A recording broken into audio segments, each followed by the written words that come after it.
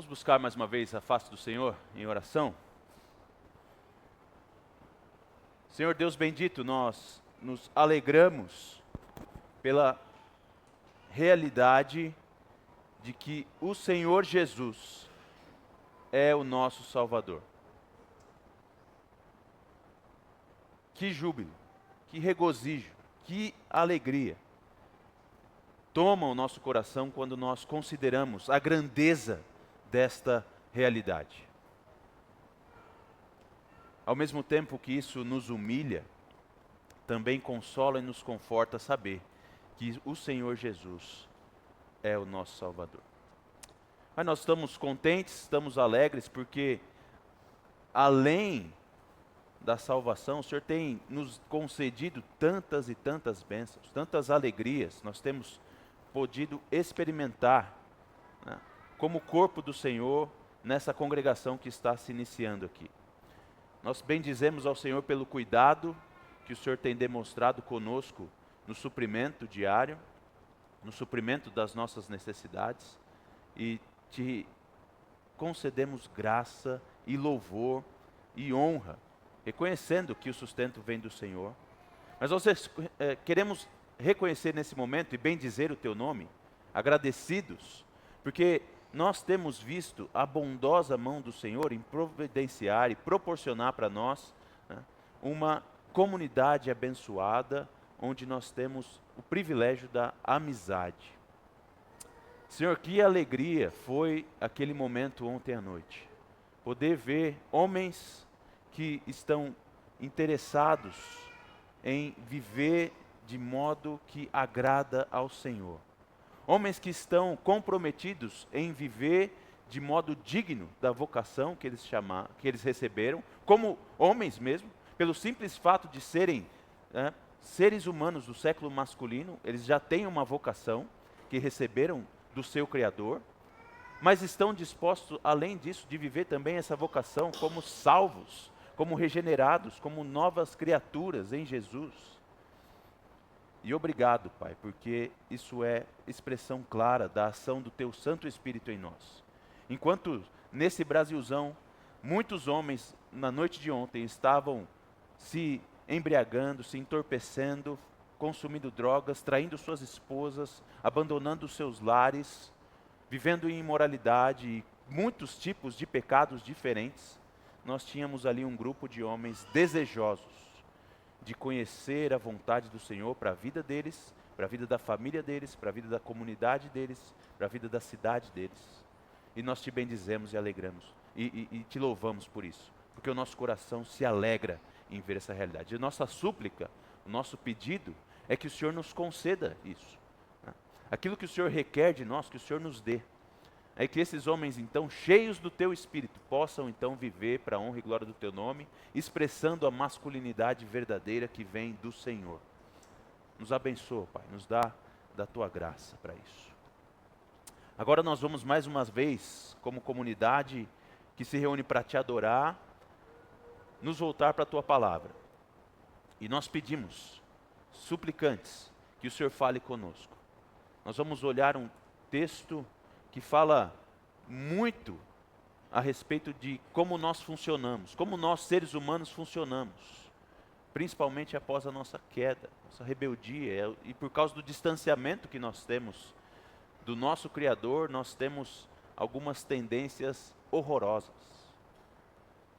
E por isso nós pedimos ao Senhor que a Tua palavra, pela ação do Teu Santo Espírito, penetre os corações nessa noite, para que nós possamos entender a nossa condição, entender a nossa necessidade e olhar para aquele que pode solucionar o nosso problema e buscar o nosso refúgio somente nele. Nos ajuda, Pai. Consola, conforta, salva, encoraja. Faz a obra do Senhor em nosso meio, a nosso clamor, nossa súplica. No nome santo de Jesus Cristo que nós oramos. Amém. Abra sua Bíblia em Marcos capítulo 2 e nós daremos sequência na exposição que temos feito deste livro bíblico, nesta série chamada O Evangelho de Jesus Cristo. Marcos, capítulo 2. E nessa noite nós vamos considerar a partir do verso 18.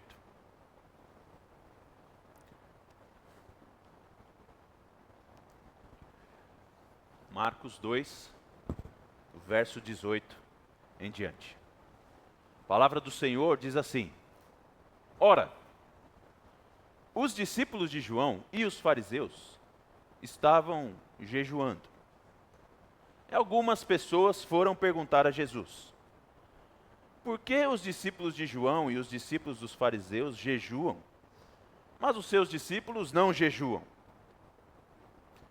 Jesus respondeu: Como podem os convidados para o casamento jejuar, enquanto o noivo está com eles?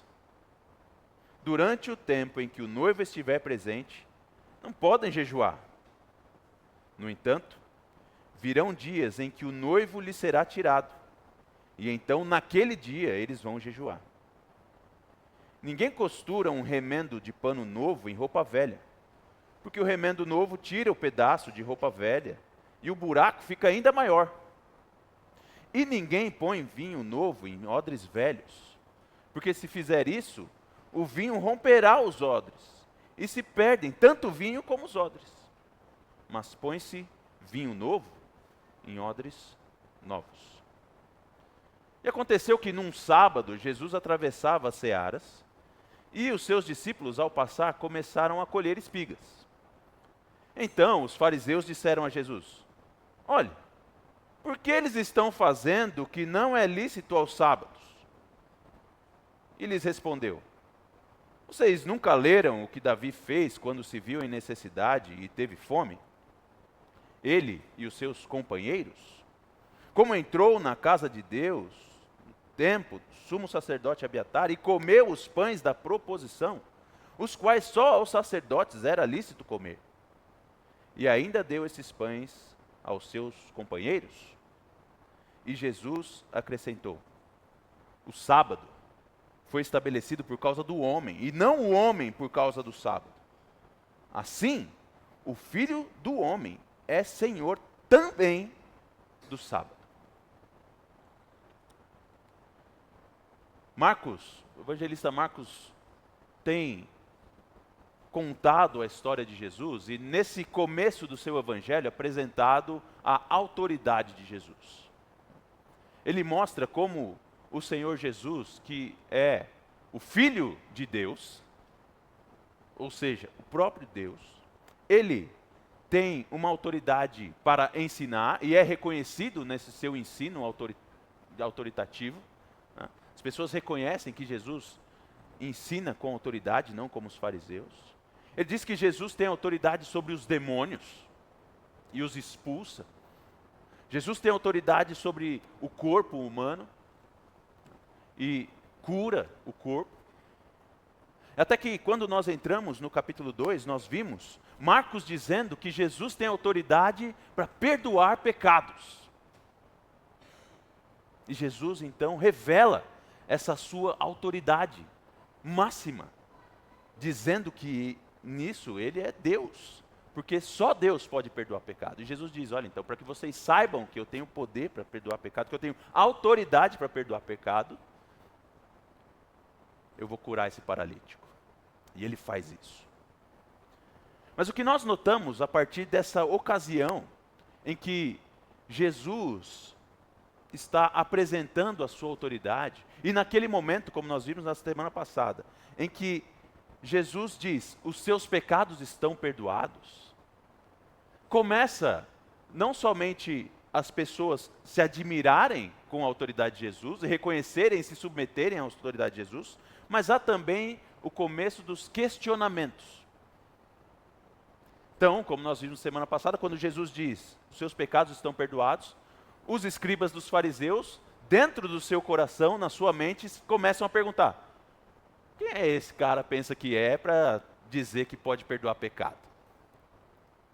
E agora eles passam então a questionar, a perguntar sobre as obras do Senhor Jesus. E nesse texto que nós lemos, esses dois trechos dessa história que Marcos conta para a gente, nós temos essa esse questionamento agora, direcionado a Jesus, mas de uma forma indireta, porque ele é direcionado aos discípulos de Jesus. Eles perguntam a Jesus a respeito da vida dos seus discípulos. Por que é que os seus discípulos vivem dessa maneira?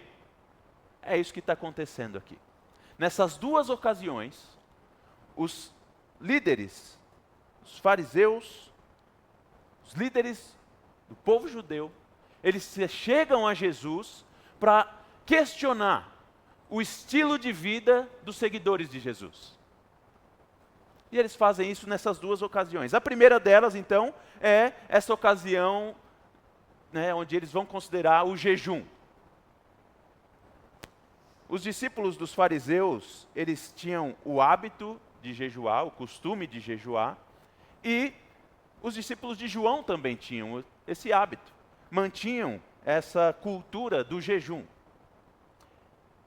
E vendo que os discípulos de Jesus não faziam jejum, mas eles comiam, né, e comiam até com pecadores e publicanos, eles vão ficar intrigados com essa realidade. Mas por que que eles não jejuam?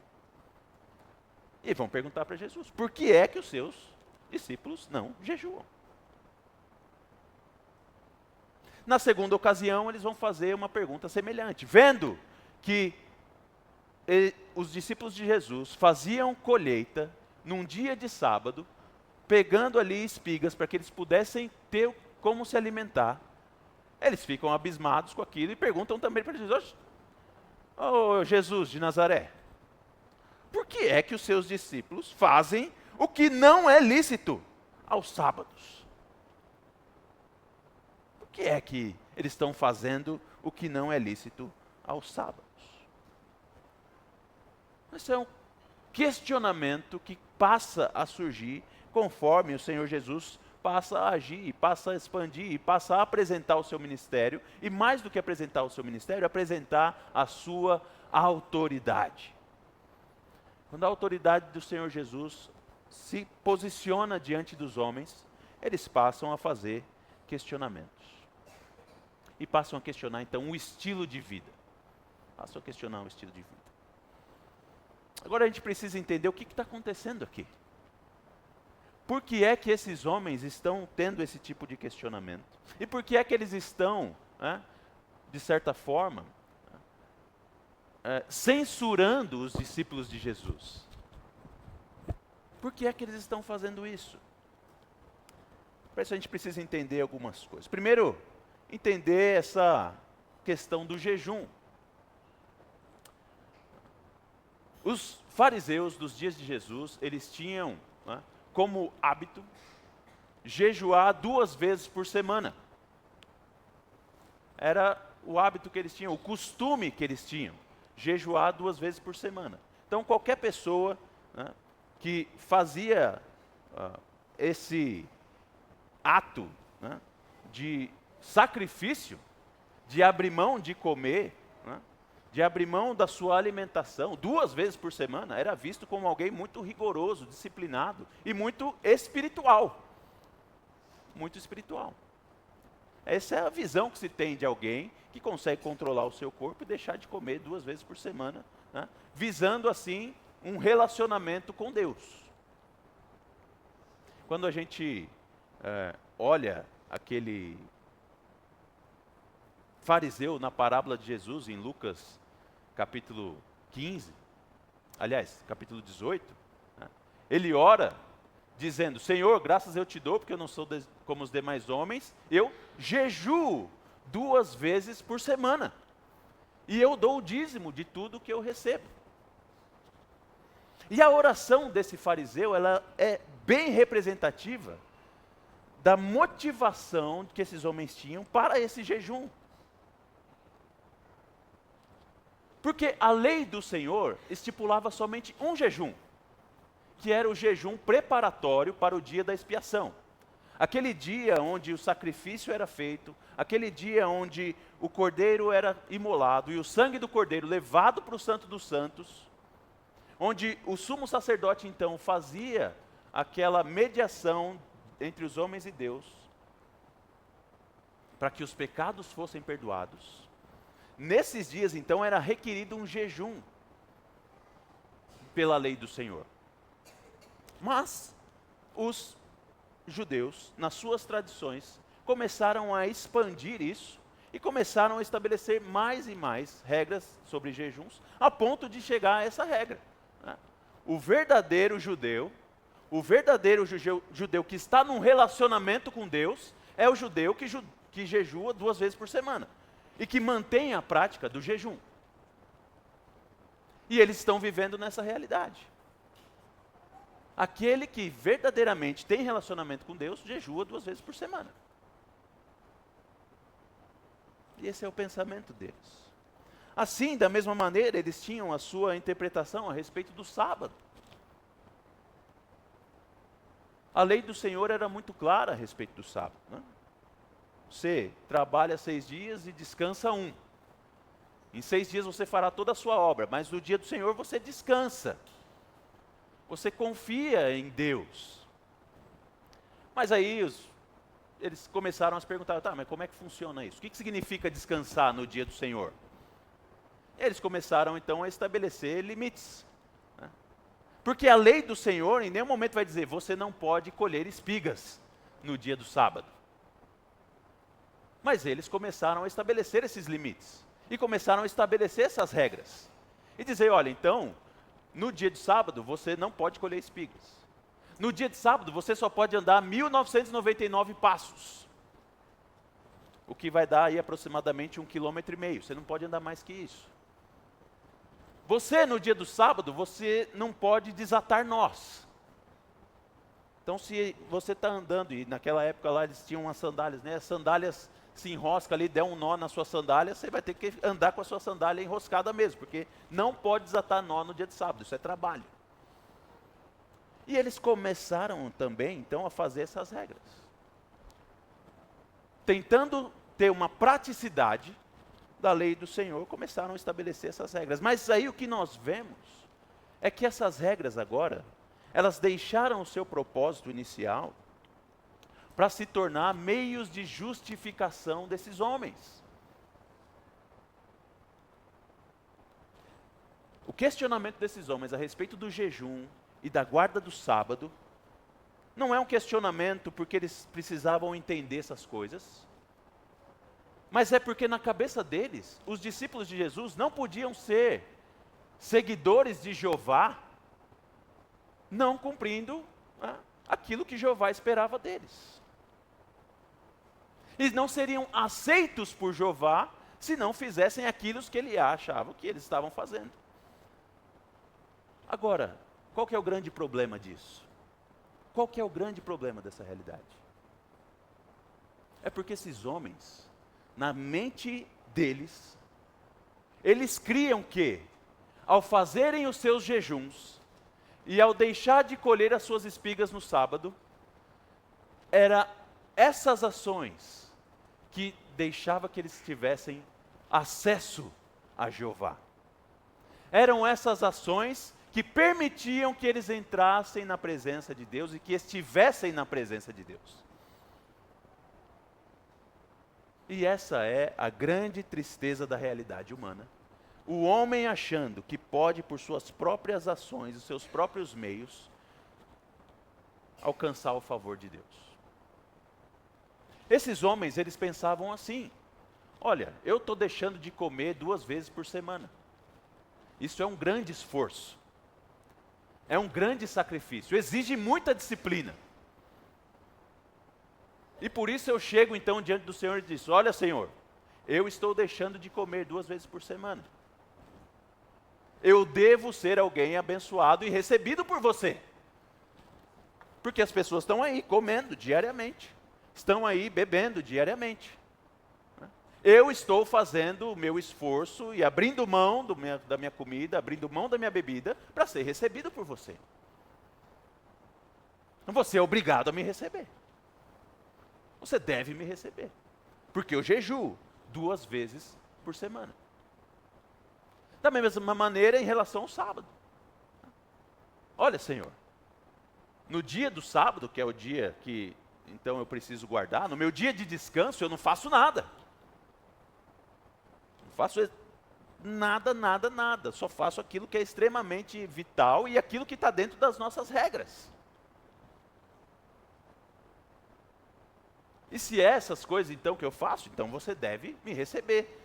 Porque eu estou cumprindo tudo o que eu preciso fazer. Eu estou abrindo mão das minhas coisas para ser recebido por você. E agora aparece esse homem cheio de autoridade e os seus seguidores não seguem nada disso. Não fazem os seus jejuns e também não guardam o dia de sábado. E eles estão intrigados. Estão intrigados. O que está acontecendo aqui? O que está acontecendo? E o Senhor Jesus vai responder eles então. E a resposta de Jesus, ela é uma resposta muito interessante. As duas respostas de Jesus são muito interessantes. Jesus, nas suas respostas, ele usa, primeiro, uma parábola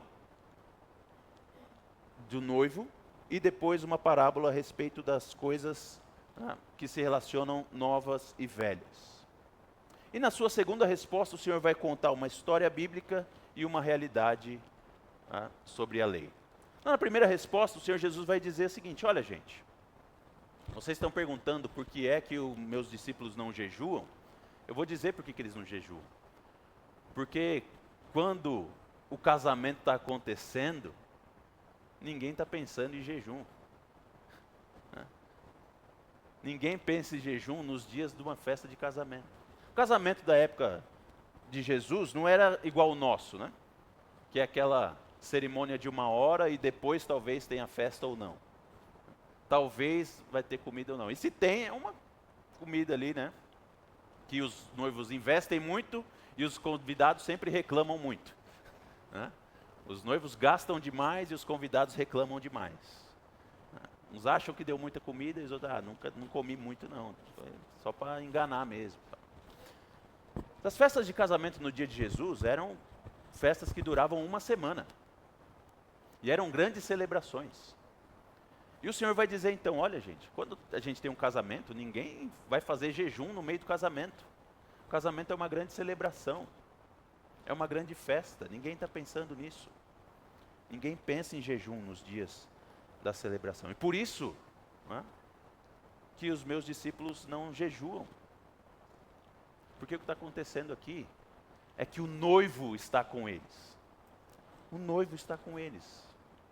E o que está acontecendo aqui é que eles estão conhecendo o próprio noivo deles, o Deus deles. No Antigo Testamento, o Senhor vai dizer que Ele é o esposo do povo, por assim dizer. Nós temos essas metáforas lá, né? O Senhor diz que se casa com o povo dele. E vai chamar o povo dele, então, né, de esposa.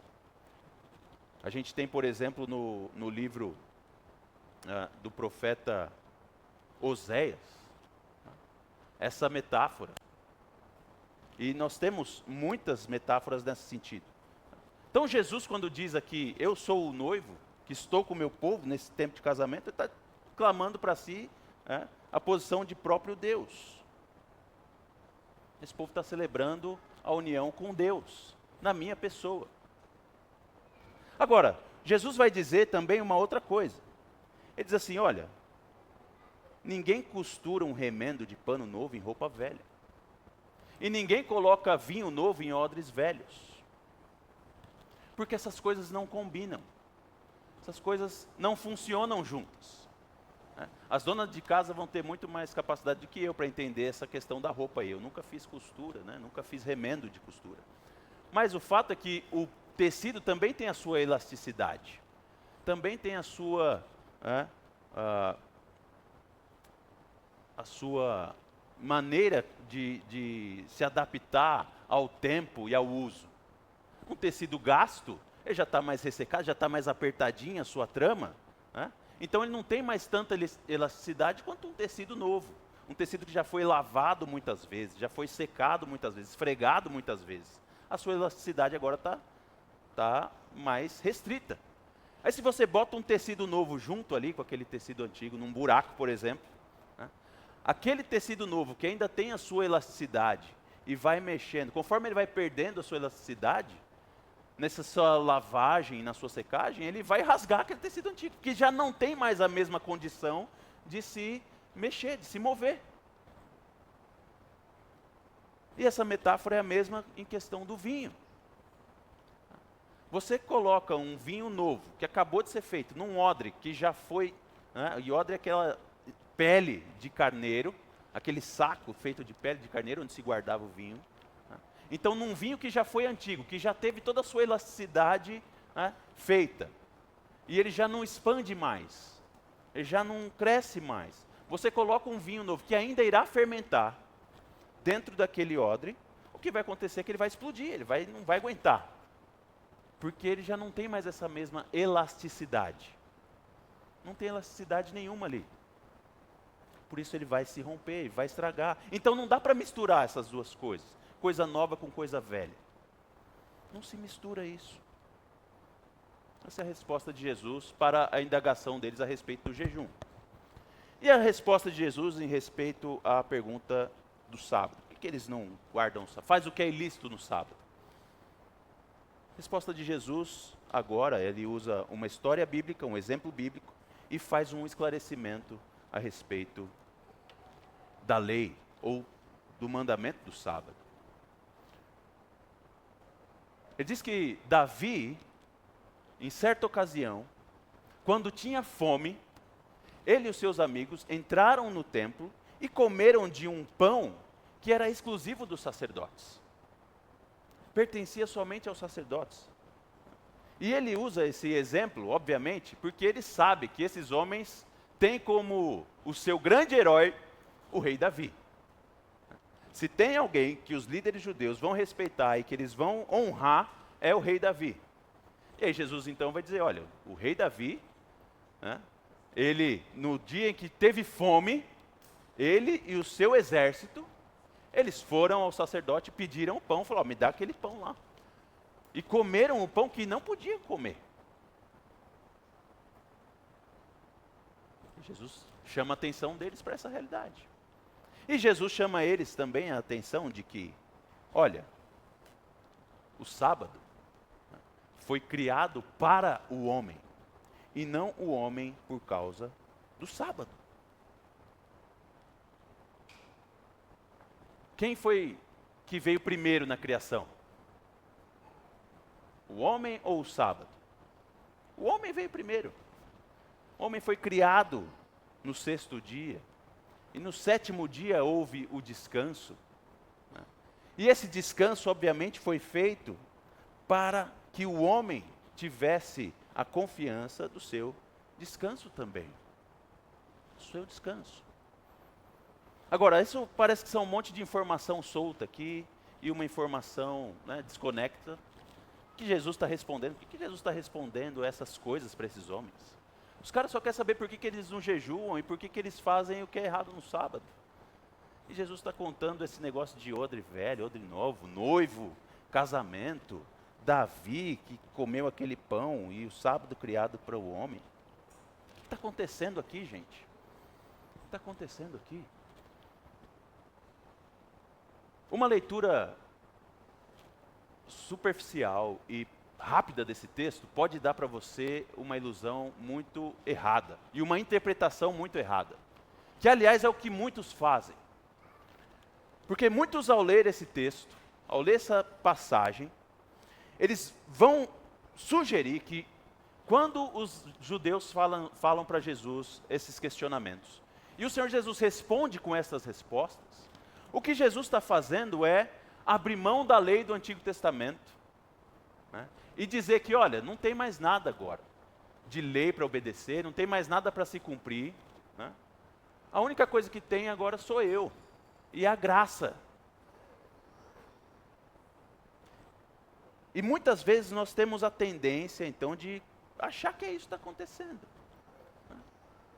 Que Jesus aqui está dando uma resposta, né, meio avulsa, meio sem nexo, sem lógica, para dizer para esses homens que, esquece esse negócio de lei, deixa quieto isso aí, agora é festa, agora é casamento, o que importa é se você está com fome. Então, Viva a vida aí, na alegria, e pronto. Não tem mais rigor para você. Não tem mais lei sobre vocês. Muitos têm feito essa interpretação desse texto, mas não tem nada disso que Jesus está dizendo. Nada, nada, nada disso. O que Jesus faz aqui, ao dar essas respostas para esses fariseus, é falar para eles: olha, vocês estão completamente errados, e o que vocês precisam fazer é voltar ao princípio original daquilo que Deus estabeleceu. A gente, muitas vezes, e agora a crítica, né, piada, né, mas a gente entra em assuntos sobre esse texto e conversa com pessoas sobre esse texto, e muitos vão achar que quando Jesus diz que ninguém põe roupa nova, pano novo em roupa velha, e ninguém põe vinho novo em odres velhos, a gente vai achar que Jesus está dizendo aqui que o bom é o novo, porque ele surgiu aqui. Mas Jesus não está elogiando o novo aqui. Jesus está elogiando o velho, e está tentando preservar o velho. Isso fica muito claro quando Lucas faz o registro dessa passagem, e ele vai dizer exatamente isso. Que Jesus diz em Lucas capítulo 5, né? Ninguém põe vinho novo em odre velho, porque o odre velho vai estourar. E sabe o que mais? Ninguém que testa um vinho novo e testa um vinho velho vai dizer, o novo é melhor que o velho. De jeito nenhum. O velho é muito melhor, porque já está pronto, já está maduro. Ele é o certo, é o correto. E o que está acontecendo aqui então, gente? Que loucura é essa toda aqui? Como que a gente entende esse texto? O que Jesus está dizendo aqui é que não é possível que nós façamos os nossos encaixes novos naquilo que Deus estabeleceu. Não é possível que nós façamos os nossos encaixes naquilo que Deus estabeleceu para sermos aceitos por Ele. Não dá. Não venham com seus remendos. Não venham com seus vinhos novos. Não venham com suas regras de justiça própria. Porque isso não funciona. O que você precisa é considerar aquilo que Deus estabeleceu. Considera aquilo que Deus fez. Aquilo que Deus falou.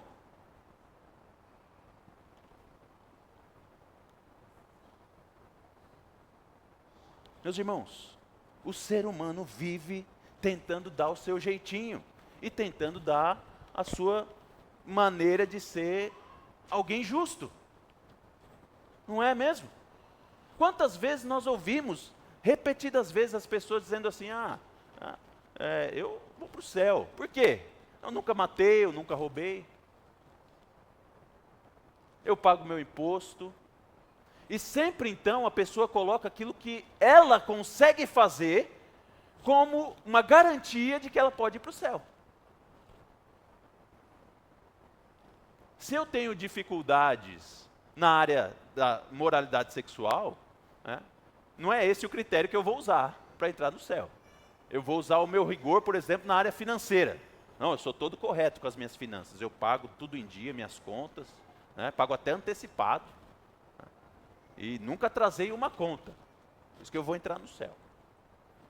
Agora, se você tem dificuldade nas suas contas, mas tem todo o rigor da moralidade sexual, esse é o critério. Não, eu nunca adulterei, eu nunca me prostituí. Nunca olhei para uma mulher com um olhar impuro, ou para um homem com um olhar impuro. Deus vai me aceitar. E olha só, todo o rigor e disciplina que eu tenho. Eu fiquei 1 mês sem entrar no Instagram. Olha aí, Senhor. Fiz um jejum de rede social. Que aí a pessoa tem a expectativa de que Deus vai olhar para você e falar, nossa, uau, que pessoa extraordinária. Ela paga suas contas em dia. Ela não olha para o outro com um olhar malicioso.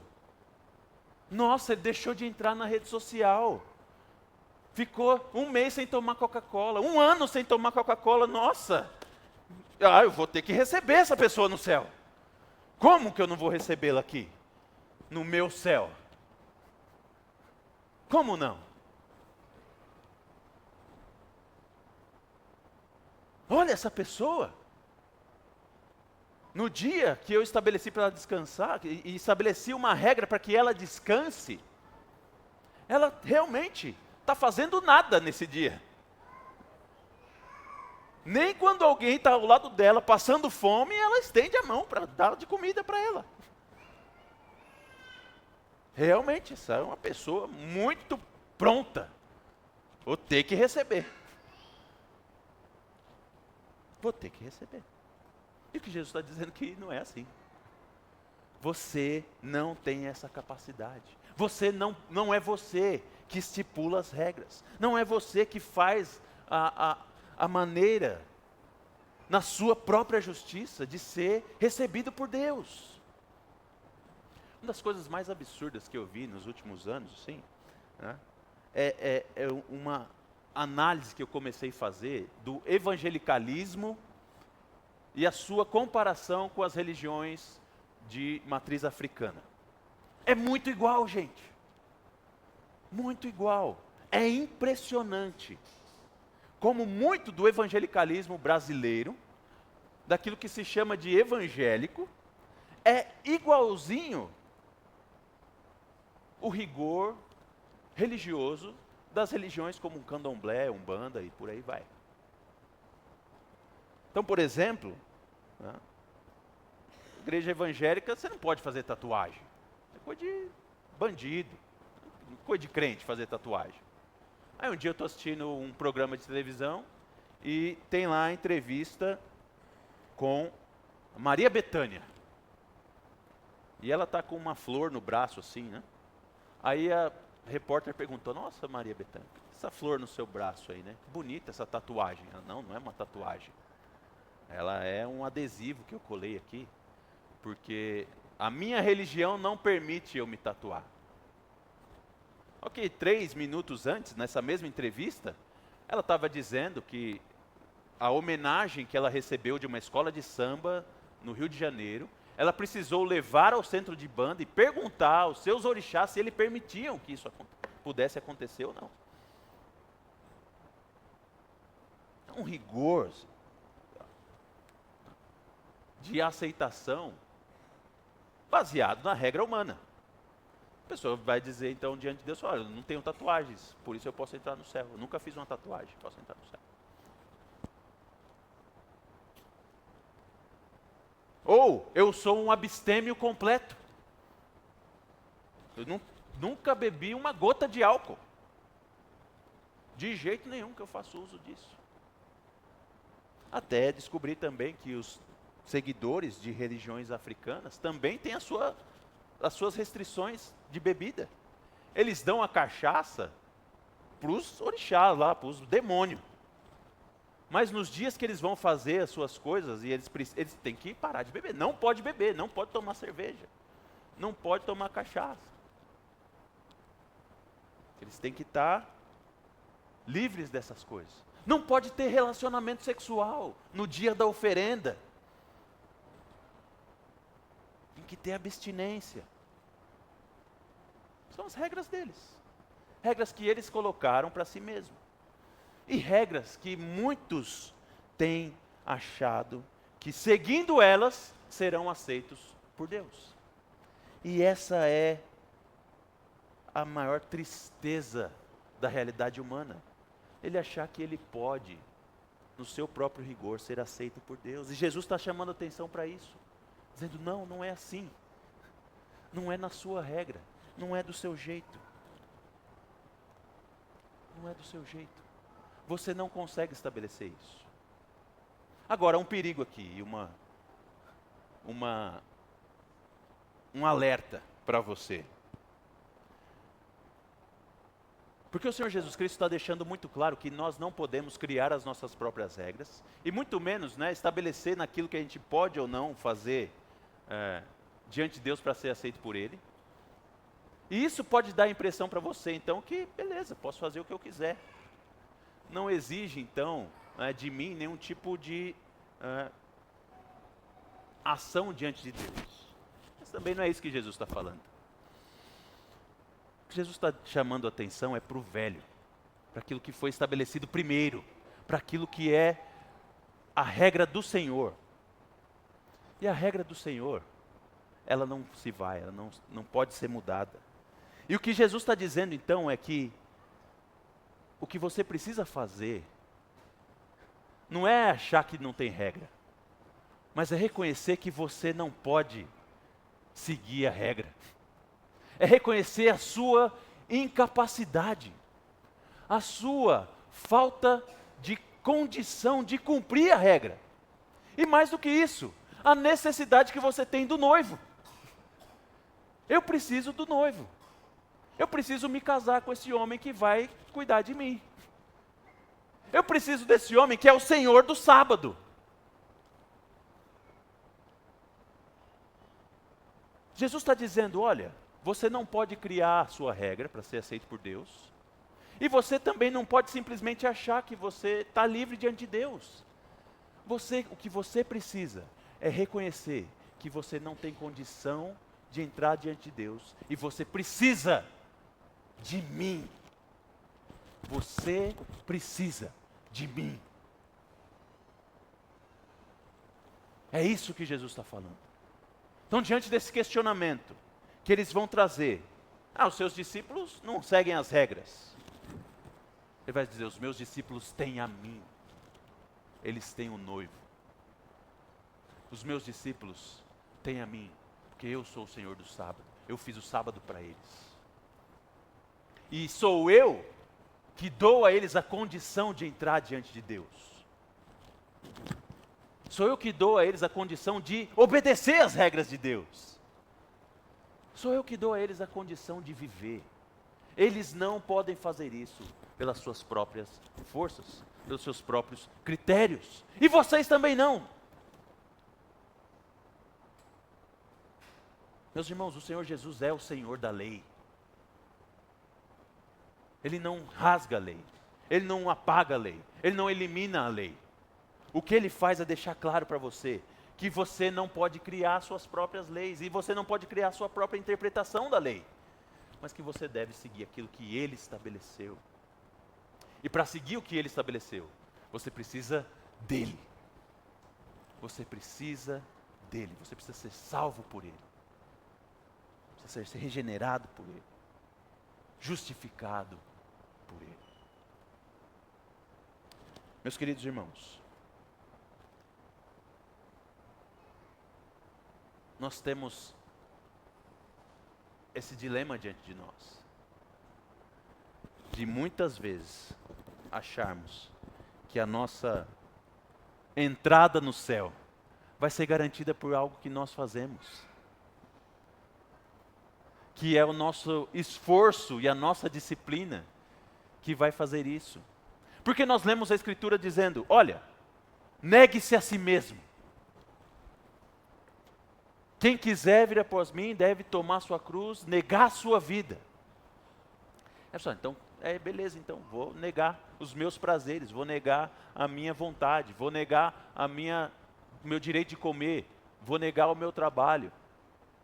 Mas quando Jesus está dizendo negue-se a si mesmo, é negar justamente a sua capacidade de ser salvo. Quando Jesus diz negue-se a si mesmo, é reconheça que você não pode. Reconheça que não tem resposta em você mesmo e que você precisa de uma ajuda que vem externa e do alto. Você precisa do noivo. Você precisa de Cristo. E é só na fé em Jesus, é só confiados nele, que nós seremos recebidos por Deus. E como Abraão, que creu em Deus, e isso lhe foi atribuído por justiça, qualquer homem e mulher que crer em Cristo será recebido como justo. Mas enquanto você estiver na sua luta, achando que no seu esforço ascético, no seu jejum semanal, na sua restrição de trabalho, Deus vai se impressionar e receber você, A má notícia é que você está condenado. Você precisa buscar Jesus e se entregar a Ele. E reconhecer que somente nele há salvação. Somente nele há salvação. Ele tem essa autoridade para nos salvar. Assim, irmãos, a nossa grande tristeza, que é reconhecer a nossa incapacidade, se torna a grande alegria em reconhecer que o Senhor proveu para nós aquilo que nós precisávamos. Ele mesmo nos deu aquilo que Ele exige de nós, já que a gente não pode. E isso é motivo então de grande alegria e celebração. Aquilo que parece ser triste, reconhecer, eu não posso, eu estou perdido. Esse é o primeiro passo para você entender que você precisa de Jesus. E que Jesus é e deve ser o noivo da sua vida e a alegria da sua vida. Vamos orar mais uma vez? Senhor, livra-nos de nós mesmos. Quão fácil é para nós sermos tentados a achar que podemos receber o favor do Senhor por causa da nossa própria justiça.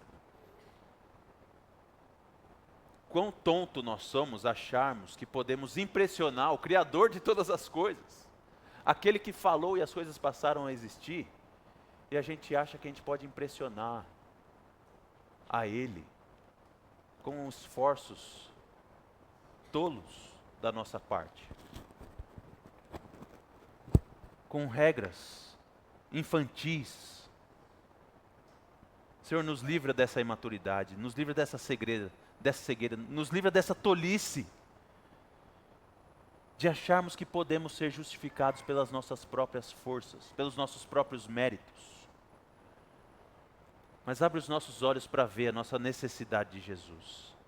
Abre os nossos olhos para ver a necessidade de nos humilharmos diante do Senhor e clamar: Senhor, sê propício a mim, pecador.